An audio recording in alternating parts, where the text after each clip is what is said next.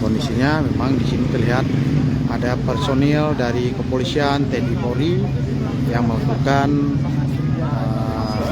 pengawasan dari pekerjaan penimbunan jalan. Ya, untuk diketahui saudaraku, memang jalan ini akses Biren Takengon sudah bisa dilintasi kendaraan baik roda 2 maupun roda 4. Ya, nanti kita coba ini ya bincang-bincang dengan salah seorang anggota kepolisian ya, Satlantas Polres Banda Meriah ya, Mas Dani. Ya, Bang Dani, boleh diceritakan bagaimana kondisi jalan lintas ini dari Tengge Besi, Dauma Besi ini, apa sudah bisa dilintasi kendaraan nih? Coba.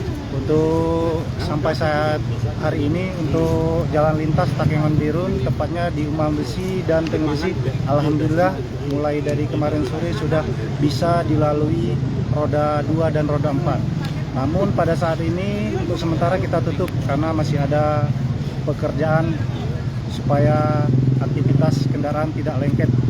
Oke, berarti artinya masyarakat boleh melintas baik kendaraan roda 2 maupun roda 4 tapi dengan sistem buka tutup, Bang ya. Oke, berarti sudah aman di kilometer 60 juga sudah bisa melintas kendaraan roda 4 ya.